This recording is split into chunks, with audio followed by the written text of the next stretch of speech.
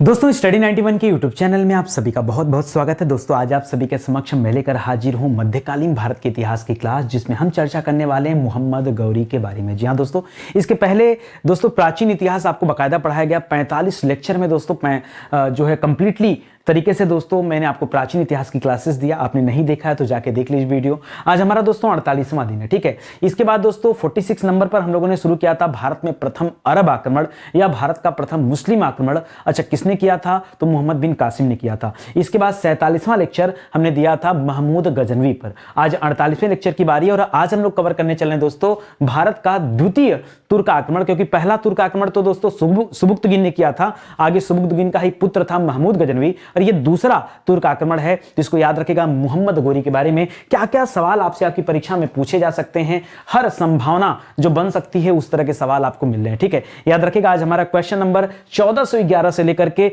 1440 तक के सवालों को दोस्तों हम लोग देखने वाले हैं। तो अगर इस क्लास को आप देख लेते तो लगभग 1450 सवाल आपके तैयार हो जाएंगे, ठीक है। आपने अगर ये सीरीज नहीं देखा तो देखिए, जाकर प्लेलिस्ट में पूरी सीरीज देखिए। शुरू से जब इतिहास को पढ़ेंगे तो आप और अच्छे से समझ पाओगे, ठीक है। याद रखेगा स्टडी 91 के प्लेटफॉर्म से अलग अलग विषय के लिए दोस्तों फाउंडेशन बैच भी लॉन्च किया गया है। ये फाउंडेशन बैच जबरदस्त है। ये हमारा हेल्पलाइन नंबर है, कॉल करके आप संपर्क कर सकते हैं, ठीक है। चलिए आगे बढ़ते हैं और अपने सवालों को देखना शुरू करते हैं। ध्यान दीजिएगा, आज हमारा 48वां दिन है। क्वेश्चन नंबर 411 से 440 तक के सवालों को हम लोग हल करने चल रहे हैं, ठीक है। पहला इंपॉर्टेंट सवाल क्या पूछा जा सकता है आपकी परीक्षा में? तो सवाल आता है कि मध्य एशिया के गजनी के पास में गोर नामक स्वतंत्र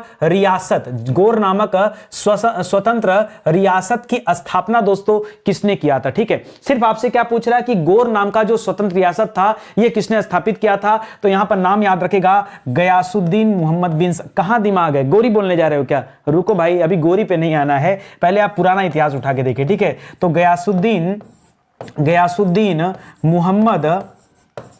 मोहम्मद बिन साम, याद रखेगा दोस्तों, गयासुद्दीन मोहम्मद बिन साम ये पहले गद्दी पर बैठता है। एक स्वतंत्र राजवंश की स्थापना करता है जिसका नाम क्या है? गोर। ये गोर राजवंश है कहां? ये गोर राजवंश गजनी के पास में, ठीक है। अच्छा सर, ये कब स्थापना किया है? तो याद रखें दोस्तों, स्थापना किया है 1163 ईस्वी में। कब किया है? 1163 ईस्वी में दोस्तों यह स्थापना किया है। अब दूसरा इंपॉर्टेंट पॉइंट यहां पर आपको याद रखना है कि एक घटना 10 साल बाद घटता है 1173 ईस्वी में। क्या घटना घटता है? तो याद रखेगा दोस्तों, गिज के तुर्कों को भगा देता है। गिज के तुर्कों को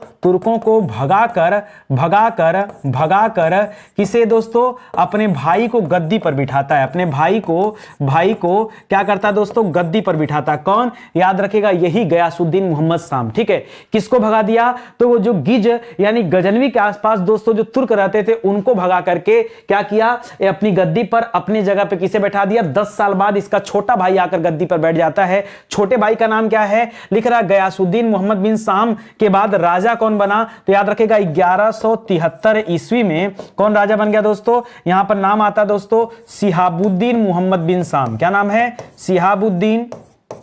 शिहाबुद्दीन मोहम्मद बिन साम, ठीक है। मोहम्मद बिन शाम, याद रखेगा, यह गद्दी पर बैठता है दोस्तों। कालांतर में इसी को मोइनुद्दीन कहा जाता है। क्या कहा जाता है? मोइनुद्दीन। जी हां दोस्तों, मोइनुद्दीन। और आगे चल के दोस्तों इसी को गौरी नाम दिया जाता है। क्या नाम दिया जाता है? गौरी। गौरी किस वजह से कहा गया? क्योंकि यह कहां का निवासी था? यह गोर राजवंश के से बिलोंग करता था, इसीलिए दोस्तों इसे क्या कहा गया? गौरी कहा गया। क्या कहा गया? गौरी। पॉइंट नोट करेंगे आप ना, अच्छे से याद रखेगा, यह सवाल आता है। गौरी ही मोइनुद्दीन था। मोइनुद्दीन ही क्या था? शिहाबुद्दीन मोहम्मद बिन साम। इसका भाई ने राजवंश की स्थापना किया था जिसका नाम था गयासुद्दीन मोहम्मद बिन साम। आगे देखिए, करा मोहम्मद गोरी ये किस वंश का शासक था? दोस्तों ये देखिए, जहां राजा था तो ये गोर का राजा था, लेकिन अगर हम शासक पूछेंगे किस वंश का तो बताएगा दोस्तों ये शंसबनी वंश का दोस्तों शासक था। किसका? शंसबनी वंश का। जिस तरह से हमने पढ़ा कि गजनवी किस वंश का था तो गजनवी यामिनी वंश का शासक था, उसी तरह से ये किस वंश का था? ये शंसबनी वंश का दोस्तों शासक था। याद रखेगा, कहीं कहीं पे शंसबनी लिखा है, कहीं कहीं पे शंसबानी लिखा है, ठीक है। शंसबनी सही है दोस्तों, तो इसे भी आप याद रखेंगे, ठीक है। चलिए आगे बढ़ते हैं और पढ़ते हैं और क्या क्या सवाल बन सकता है। लिख रहा मोहम्मद गोरी ने भारत पर पहला आक्रमण कब किया? ठीक है, सबको पता है वो तराइन का प्रथम युद्ध, तराइन का द्वितीय युद्ध, लेकिन वो तो अच्छा वो आखिरी लड़ाई भी नहीं थी, उसके बाद भी दोस्तों लंबे समय तक गौरी लड़ता रहा। तो मैं गौरी की हर छोटी बड़ी चीजों के बारे में आपको बताऊंगा, ठीक है। अभी आपने क्या पढ़ा दोस्तों कि गौरी गद्दी पर कब बैठा था? तो इसके भाई ने इसे गद्दी दिया था 1173 ईस्वी में। ठीक है, इसके मन में दोस्तों दो लालसा थी। पहली लालसा थी साम्राज्य विस्तार की, साम्राज्य विस्तार की, ये सोचता था कि मैं बहुत बड़े क्षेत्र का राजा बन जाऊं। और दूसरी लालसा थी धन दौलत की। ठीक है, कि मेरे पास ज्यादा से ज्यादा धन दौलत हो। तो धन दौलत मिलेगा कहां से? तो याद रखेगा लूटपाट से मिलेगा। ठीक है, तो याद रखेगा ये यही दोनों मनसा लेकर भारत की तरफ बढ़ता है और भारत पर पहली बार जो इसने आक्रमण किया है गद्दी पर बैठने के ठीक 2 साल बाद 1175 ईस्वी में। किस पर दोस्तों आक्रमण करता है? तो सबसे पहले मुल्तान पर आक्रमण करता है। किस पर करता है? मुल्तान पर आक्रमण करता है। अब देखिए यहां पर एक सवाल और आपसे पूछा जाता है अक्सर परीक्षा में कि गजनी किस रास्ते, सॉरी गजनी नहीं, ये मोहम्मद गौरी किस रास्ते मुल्तान पर आया था? तो याद रखेगा एक दर्रा है, गोमल दर्रा। कौन सा दर्रा? याद रखेगा गोमल दर्रा के रास्ते दोस्तों याद रखेगा भारत आया था। और किस पर हमला किया था? मुल्तान पर हमला किया था। इसकी पहली लड़ाई थी। ठीक है, अच्छा वहां पर दोस्तों किसको परास्त किया इसने? तो याद रखेगा दोस्तों गौरी ने परास्त किया था किसे? याद रखेगा करमाथियों को। ठीक है, करमाथियों को परास्त किया। ठीक है, करमाथियों को परास्त किया किसने दोस्तों? गौरी ने। कहां पर? तो मुल्तान में। याद रखेंगे इतनी बातें। ये इसकी पहली लड़ाई है। ठीक है, आखिरी लड़ाई दोस्तों खोखरो से होती। खोखरो से लड़ाई नहीं होती इसकी दोस्तों, खोखरो जनजाति के लोगों ने छुरा घोंप कर इसे मार दिया। पूरी कहानी बताऊंगा, पहले सुनते चलिए। अगला सवाल है मोहम्मद गौरी का राजपूतों के साथ, जी हां दोस्तों, राजपूतों के साथ युद्ध दोस्तों कब हुआ? कब गौरी ने राजपूतों के साथ लड़ाई लड़ा? तो इसके फिर 1 साल बाद 1175 के बाद, एकदम सीक्वेंस से याद रखिए, 1176 ईस्वी में इसकी लड़ाई होती दोस्तों। किस पर? याद रखेगा राजपूतों से। राजपूत कहां रहते थे दोस्तों? तो सिंध के उच्च प्रांत में। कहां पर दोस्तों? उच्च प्रांत में दोस्तों राजपूत रहते थे। उन्हें भट्टी राजपूत कहा जाता था। क्या कहा जाता था? उन्हें भट्टी राजपूत कहा जाता था, भट्टी राजपूत। ठीक है, तो भट्टी राजपूतों के साथ लड़ाई होती है राजपूतों से। और याद रखेगा फिर हराया। ठीक है, हराया। किसने हराया दोस्तों? तो मोहम्मद गौरी ने हराया। किसे हराया? भट्टी राजपूतों को हराया। कब हराया? तो पहली लड़ाई तो 75 में, 1175 में, और दूसरी लड़ाई 1176 में होती है। आगे पढ़िए। करा गौरी की पहली पराजय जो भारत में हुई थी दोस्तों, ये किससे लड़ने गया कि भारत में गौरी की पहली हार हो जाती है? 1176 तक तो इतिहास बढ़िया है। इसके 2 साल बाद 1178 में यह लड़ाई लड़ने चला जाता अन्हिलवाड़ शासकों के साथ, और वहां पर इसकी क्या हो जाती है? हार हो जाती है। याद रखेगा यहां पर नाम मिलता दोस्तों मूलराज द्वितीय। क्या नाम मिलता है? मूलराज द्वितीय, जिसे हम भीम द्वितीय के नाम से भी जानते हैं। भीम प्रथम के समय में याद रखेगा कि किसकी लड़ाई हुई थी? सोमनाथ पर जो हमला हुआ था 1025 ईस्वी के आसपास। उस समय सोमनाथ का राजा कौन था? गुजरात का अन्हिलवाड़ शासक कौन था? तो उस समय मूलराज प्रथम या भीम प्रथम था। ये मूलराज द्वितीय या भीम द्वितीय हैं। याद रखेगा इनके समय में गौरी ने लड़ाई किया था। और ये पता, ये अल्पवयस्क भी थे। ठीक है, तो इनकी मां थी नायिका देवी। ठीक है, नायिका देवी। नायिका देवी कौन थी दोस्तों? मां नायिका देवी के साथ मिलकर के दोस्तों इन्होंने लड़ाई लड़ा था और गौरी को हरा दिया था। अल्पवयस्क होते हुए भी दोस्तों याद रखेगा गौरी को हराने का काम किया था। यह भारत में गौरी की पहली हार थी सन 1178 ईस्वी में। कोई दिक्कत यहां तक? किस वंश का शासक? बता दिया ना, अन्हिलवाड़ वंश का शासक। तो इसे याद रखेगा। बाद में और भी कई बार युद्ध होगा अन्हिलवाड़ शासकों के साथ, लेकिन वो बात की बात है। ठीक है, लिख रहा खुसरो मलिक शाह जो गजनवी वंश का था। देखिए गजनवी वंश में गजनवी तो समाप्त हो गया, तो दोस्तों गजनवी के मरने के बाद भी उसके द्वारा जो बिठाए गए लोग थे वो राजपाट कर रहे थे। तो खुसरो मलिक जो गजनवी राज का था वो कहां का शासक था? तो याद रखें दोस्तों कश्मीर का शासक था। कहां का था दोस्तों? जम्मू कश्मीर का दोस्तों शासक था। तो इसको भी आप याद रखेंगे, इंपॉर्टेंट पॉइंट है। ठीक है, सॉरी अभी रुकिए, कश्मीर का शासक नहीं, कश्मीर के शासक के सहयोग से इसको हराया जाता है। ठीक है, ये कहां का शासक है भैया? तो याद रखेगा क्योंकि गजनवी की बात हो रही ना, तो उधर सिंध के बगल में जो पंजाब प्रांत था, ये पंजाब प्रांत का शासक था। कहां का था दोस्तों? ये पंजाब प्रांत का शासक था। और इसको हराने के लिए, खुसरो मलिक को हराने के लिए गौरी ने किसकी सहायता लिया था? तो गौरी ने सहायता लिया था किसकी? गौरी की सहायता किसने किया था भैया? तो याद रखेगा कश्मीर के शासकों ने। जी हां दोस्तों, जम्मू कश्मीर के शासकों ने। ठीक है, जम्मू कश्मीर के राजा ने क्या किया था? गौरी की मदद किया था। किसको हराने में? याद रखेगा ये जो प्रांत का, पंजाब प्रांत का जो राजा था, ठीक है, क्या नाम था? खुसरो मलिक शाह, उसको हराने के लिए। ठीक है, वही लिख रहा है कि मोहम्मद गौरी खुसरो मलिक शाह के विरुद्ध निम्नलिखित नहीं होगा दोस्तों। खुसरो मलिक शाह के विरुद्ध करा किसके साथ मिल गया दोस्तों, किसके साथ मिल गया था? तो वही जम्मू कश्मीर के राजा के साथ मिल गया था। ठीक है, जम्मू के शासक, कश्मीर ना ही बोलिए, नहीं ठीक है, जम्मू के शासक, क्योंकि जम्मू उस समय जम्मू कश्मीर के नाम से नहीं जाना जाता था, तो मैं कह रहा हूं कश्मीर हटा दीजिए। ठीक है, तो जम्मू के शासक लिख लीजिए। ठीक है, तब जम्मू कश्मीर नहीं था, तो जम्मू के शासक के साथ मिलकर के ये खुसरो मलिक शाह को बंदी बना लेता है और हत्या कर देता है। राजा कौन है दोस्तों यहां पर? तो हिंदू राजा है, उसका नाम है राजा चंद्रदेव। क्या नाम दोस्तों? राजा चंद्रदेव। ये वाली घटना कब की दोस्तों? तो ये घटना है 1186 ईस्वी की। कब है? 1186 ईस्वी घटना है, याद रखेंगे। ठीक है, तो ये भी इंपॉर्टेंट सवाल हो जाएगा। कोई दिक्कत आपको यहां तक कोई दिक्कत ना, तो इस पॉइंट को आप याद रखिएगा। ठीक है, अच्छा, इसके बाद दोस्तों, अच्छा, पहली बार जब लड़ाई होता तब हत्या नहीं करता है, तब मलिक शाह की हत्या नहीं करता। दोबारा 1192, यहां स्टार लगाएगा, 1192 में दोबारा हमला करता है और तब बंदी बनाता है और तब हत्या करता है। ठीक है, तो हत्या वाला जो केस है दोस्तों, फर्स्ट टाइम में नहीं हो, सेकंड टाइम दोबारा इस राज्य पर हमला करेगा, तब हराएगा इसको। ठीक है, अच्छा, 1192 में तराइन का द्वितीय युद्ध भी चल रहा था। चलिए, नंबर आ गया है, लिख रहा तराइन की पहली लड़ाई। दोस्तों पहली लड़ाई कब हुई थी? ये हुआ था 1191 ईस्वी में। किसके किसके मध्य हुआ था? तो गोरी वर्सेस, याद रखेगा, पृथ्वीराज चौहान के मध्य हुआ था। ठीक है, पृथ्वीराज चौहान के मध्य हुआ था, और इस युद्ध को जीता किसने था? तो पृथ्वीराज ने जीत लिया था, और मोहम्मद गोरी इस लड़ाई में हार गया था। ठीक है, 1191 में जो तराइन का प्रथम युद्ध हुआ था, उसमें कौन जीता कौन हारा? तो मोहम्मद गोरी हार गया था और पृथ्वीराज चौहान जीते थे।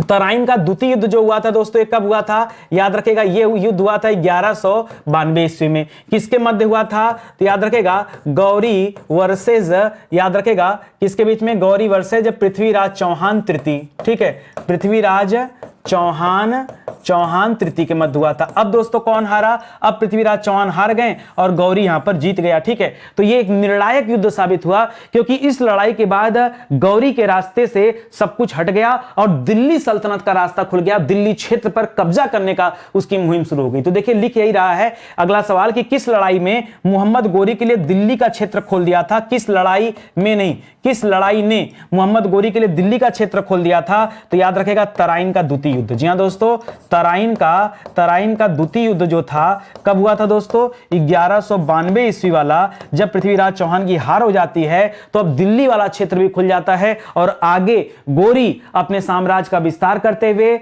और धन दौलत लूटने के लिए दिल्ली की तरफ भी आएगा। ठीक है, तो इसको भी याद रखेगा। पॉइंट आगे बढ़ रहा है दोस्तों, लिख रहा है कि मोहम्मद गोरी का भारत विजय तथा नव स्थापित तुर्की सल्तनत के इतिहास का प्रत्यक्ष विवरण ये किस ग्रंथ में मिलता है? कौन सी किताब है जहां पर गोरी के बारे में दोस्तों सब कुछ मिलता है? तो उस ग्रंथ का नाम है तबकात-ए-नासिरी। क्या नाम है दोस्तों? तबकात-ए-नासिरी। तबकात-ए-नासिरी नाम है दोस्तों। इसको किसने लिखा दोस्तों? तो इसके रचनाकार का नाम है दोस्तों मिन्हास। क्या नाम है दोस्तों? मिन्हास। थोड़ा लंबा नाम है, तो याद रखेगा, मिन्हाज, नहीं, मिन्हाज। ठीक है, मिन्हाज। शॉर्टकट में ऐसे याद रखेगा, मिन्हाज याद रखेगा, और ऐसे पूरा नाम लिखेगा मिन्हाज उस सिराज। क्या रखेगा? मिन्हाज उस सिराज। ठीक है, ये लेखक है, इसको याद रखेगा। ठीक है, ये लेखक हैं, किससे संबंधित? तो याद रखेगा, तबकात-ए-नासिरी जो ग्रंथ हैं जिसमें मोहम्मद गोरी के विजयों का उल्लेख किया गया है। ठीक है, और उसके द्वारा कौन कौन से नव स्थापित तुर्की सल्तनत थे, ठीक है, उन सब के बारे में दोस्तों यहां पर बताया गया है। अगला लिख रहा दोस्तों, पृथ्वीराज चौहान के विरुद्ध मोहम्मद गोरी के आक्रमण के समय कन्नौज पर किस वंश का शासन था? तो कन्नौज पर दोस्तों गढ़वाल वंश का शासक था। कौन सा वंश चल रहा था?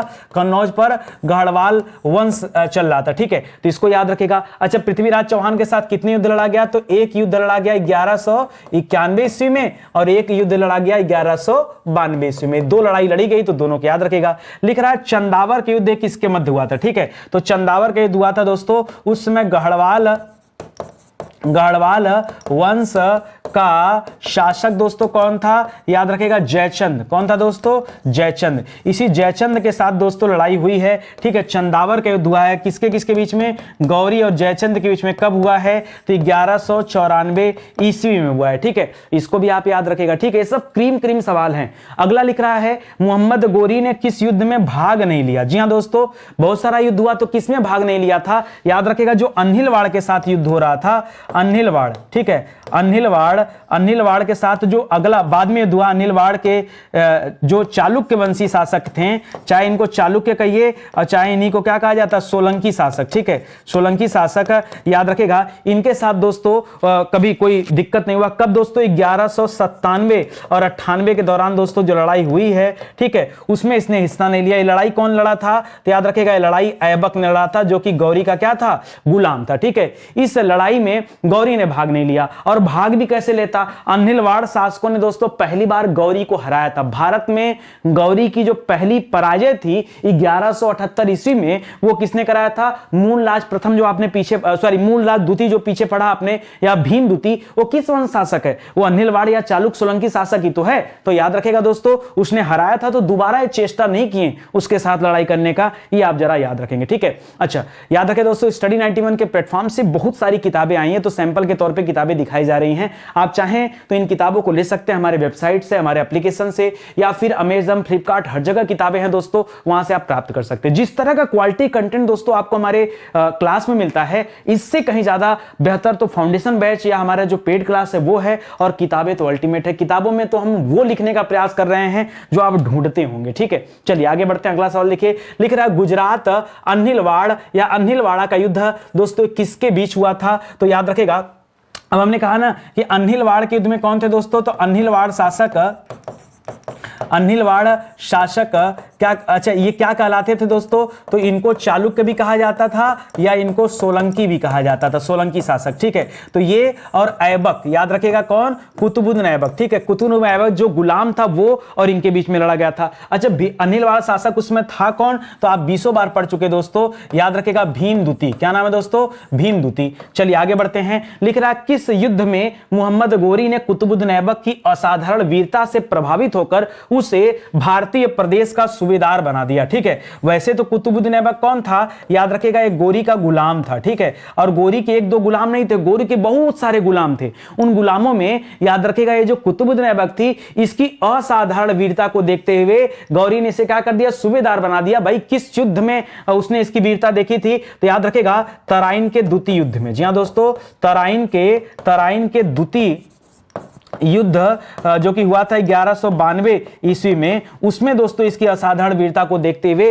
गोरी ने इसे भारतीय प्रदेश का सूबेदार बनाया। तभी तो जो बाकी के गुलाम थे उनको अधिकार नहीं मिला, इसी को अधिकार मिला। लेकिन इंपॉर्टेंट है कि कब मिला अधिकार, ये जानने वाली बात है, ठीक है। आगे बढ़िए। लिख रहा मोहम्मद गोरी ने अपना सैनिक मुख्यालय कहां बना रखा था? दोस्तों मुझे लगता है आपके लिए नया सवाल है। आप किसी भी किताब को उठा के देखिए ना, ये सवाल आपको जल्दी मिलेगा नहीं, ठीक है। क्योंकि गोरी ने तराइन के द्वितीय युद्ध के बाद दिल्ली वाला क्षेत्र जीत लिया था, तो याद रखेगा उसने अपना मुख्यालय बनाया था इंद्रप्रस्थ को। जी हां दोस्तों, अब चाहे आप यहां इंद्रप्रस्थ देख लेना, चाहे परीक्षा में दिल्ली वाला ऑप्शन देगा, तो याद रखेगा दिल्ली में इंद्रप्रस्थ को दोस्तों क्या बनाया था? उसने अपना सैनिक मुख्यालय बनाया था। क्योंकि हमेशा गौर वापस जाना, गौर से वापस आना, पूरी सेना को लेकर के ये ट्रांसपोर्टेशन में बड़ा खर्चा होता था, ठीक है। इसलिए गौरी क्या कर दिया? अपना सैनिक हेडक्वार्टर कहां बनाया था? भारत में बना लिया। इंद्रप्रस्थ जो था दोस्तों वो इसका हेडक्वार्टर रहा। लिख रहा महमूद गोरी की अंतिम पराजय थी। जी हां दोस्तों, पहली पराजय अगर हम बात करें दोस्तों, अगर यहां पे हम आपको याद दिलाएं कि गौरी की पहली पराजय कौन सी थी,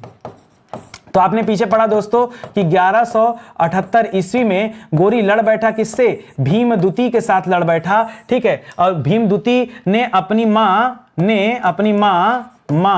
नायिका देवी के सहयोग से दोस्तों क्या किया? इसको परास्त किया था। लेकिन आपसे पूछ रहा दोस्तों गोरी की अंतिम पराजय दोस्तों कौन सी हुई? तो याद रखेगा अंतिम पराजय हुई थी दोस्तों, अच्छा इसके बाद जो गोरी की लड़ाई हुई 1206 में ना, उसमें तो गोरी मर गया, तो फिर देखी कहां? अगर हम कहते गोरी की अंतिम पराजय, ठीक है, याद रखेगा जीवित अवस्था में, जब वो जीवित रहा उस समय की बात कर रहा है, ठीक है। तो याद रखेगा 1203 ईस्वी में दोस्तों इसकी अंतिम पराजय हुई है। और इसको एक लोकेशन है दोस्तों अंधखुद, क्या नाम है दोस्तों, अंधखुद में किसने हराया दोस्तों, बहुत बुरी तरह हराया था ख्वारिज्म ने। किसने हराया था दोस्तों, ख्वारिज्म शाह, ख्वारिज्म शाह का नाम सुना होगा दोस्तों। इसने दोस्तों क्या किया था, बहुत बुरी तरह से दोस्तों पराजित किया था गोरी को, इसको भी ध्यान रखेंगे। ठीक है, लिख रहा मोहम्मद गोरी का अंतिम आक्रमण किसके विरुद्ध हुआ था। ठीक है, खैर इस लड़ाई में तो उसकी हार होती है, लेकिन हार नहीं मानता, अभी भी भारत में लड़ने के लिए आ जाता दोस्तों। तो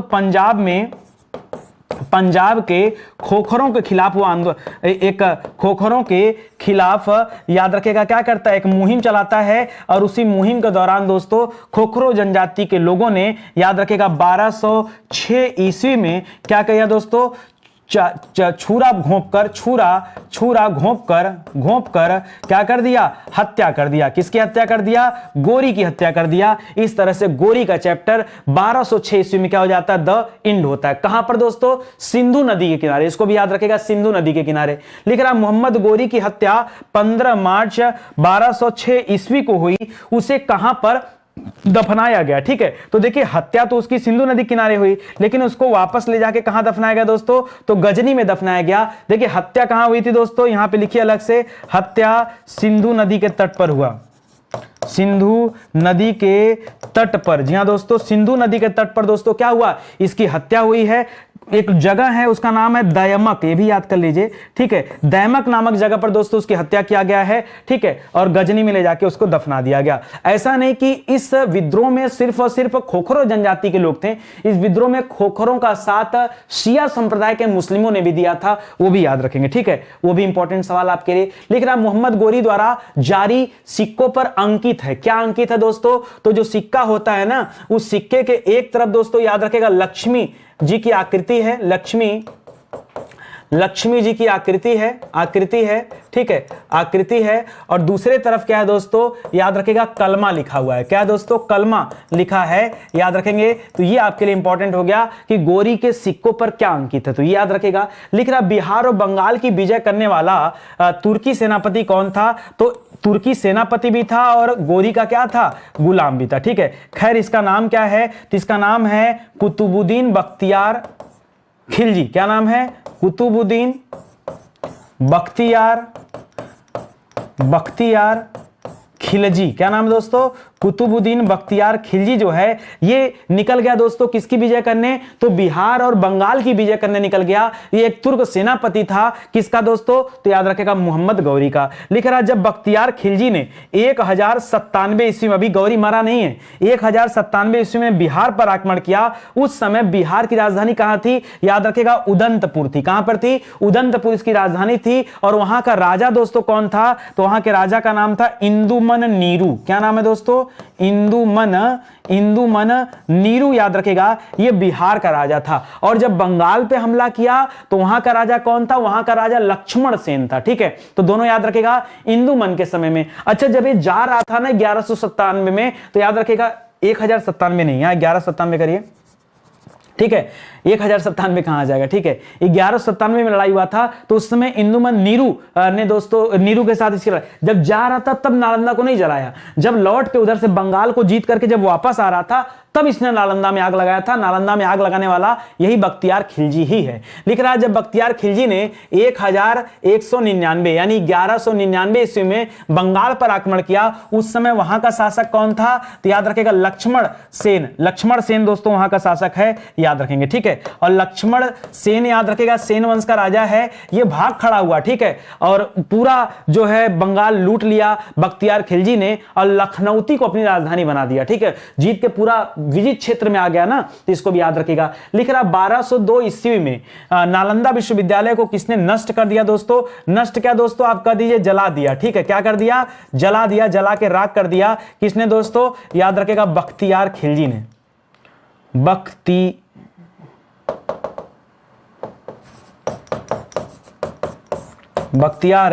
खिलजी ने दोस्तों क्या कर दिया, नालंदा को जला दिया। लिख रहा तबकात ए नासिरी के लेखक दोस्तों कौन है, तो पीछे बताया था आपको मिनहाज उस सिराज, ठीक है, मिनहाज उस सिराज, याद रखेगा ये तबकात नासिरी के लेखक हैं। यह वह पुस्तक है जिसमें गौरी के द्वारा विजित प्रदेशों का उल्लेख है, गौरी ने किस नगर को बसाया उसका उल्लेख है, गौरी ने किसके साथ लड़ाई किया उसका उल्लेख है। तो ये सारी चीजें यहां पर दी गई हैं। लिख रहा है पृथ्वीराज को कैद कर अजमेर ले जाया गया। कहां पे ले जाया गया? अजमेर ले जाया गया, ठीक है, और जहां उसने गौरी के अधीनस्थ कुछ वर्षों तक शासन किया, ऐसा कहा जाता है, ऐसा माना जाता है। तो किस इतिहासकार ने कहा दोस्तों? इतिहासकार नहीं, ये एक्चुअली हसन का नाम सुना होगा, निजाम हसन, ठीक है, ये निजाम हसन जो है दोस्तों उसके अनुसार ये चीजें हैं। लिख रहा उत्तर भारत पर तुर्कों की विजय का एक महत्वपूर्ण पहलू नगरीय क्रांति थी। दोस्तों ये किसने कहा है? यह कथन है एम हबीब का, ठीक है। देखिए ये सब कथन ना ऐसे एज इट इज पूछ लिए जाते हैं कि भाई ऐसा किसने कहा है, ठीक है। तो एक नगरीय क्रांति रही, ये किसने कहा दोस्तों? तो एम हबीब ने कहा है। लिख रहा मोहम्मद गौरी के गुलाम कौन कौन थे? तो बहुत सारे गुलाम थे, जैसे जैसे याद रखेगा कुतुबुद्दीन ऐबक। कौन था? कुतुबुद्दीन ऐबक, जिसने आगे सत्ता संभाला। और कौन था? बख्तियार खिलजी, बख्तियार खिलजी, जिसने बंगाल और पंजाब, बंगाल और बिहार को, ठीक है, विजिट किया, ठीक है। तीसरा कौन था? एलदौज। कौन था? एलदौज। याद रखेगा गौरी के मरने के बाद ना जो गौर वंश था और जो गजनी वाला क्षेत्र था वहां का बादशाह कौन बना? एलदौज बादशाह बना, ठीक है। और चौथा कौन था? याद रखेगा कुबाचा। ये कुबाचा कहां का था दोस्तों? ये कुबाचा लाहौर बेल्ट देखता था। क्या देखता था दोस्तों? ये कुबाचा लाहौर को देखता था, ठीक है, ये लाहौर वाले क्षेत्र में रहता था। तो ये 4 प्रमुख गुलाम थे। वैसे गौरी के पास बहुत सारे गुलाम थे, लेकिन उनमें से 4 का नाम आता है, तो इनको आप जरूर याद रखेंगे, ठीक है। उम्मीद करता हूं दोस्तों आपको अच्छा लगा होगा। और समय का पता तो बिल्कुल नहीं चलता। देखिए स्टडी 91 में समय का पता नहीं चलेगा, जब क्वालिटी कंटेंट मिलेगा तो समय का कहां पता चलेगा, ठीक है। तो उम्मीद करता हूं आपको वीडियो बहुत अच्छा लगेगा। प्लीज लगा हो तो आप लाइक जरूर करें दोस्तों, आप सभी से निवेदन है। ऐसे विषय जो पूरी तरह से पढ़ा दिए गए हैं ये उन्हीं के हैंड रिटन नोट्स हैं। बाकी अब हमारी किताबें भी आ चुकी हैं, तो आप चाहें तो किताबों को भी दोस्तों परचेज कर सकते हैं। ऑनलाइन ऑफलाइन हर तरीके से किताबें अवेलेबल हैं। आप आइए जुड़िए चैनल के साथ और ले सकते हैं, ठीक है। तो चलिए दोस्तों मिलते हैं अगले वीडियो में, तब तक के लिए आप सभी का बहुत बहुत धन्यवाद। जय हिंद, जय Bharat. Thank you so much.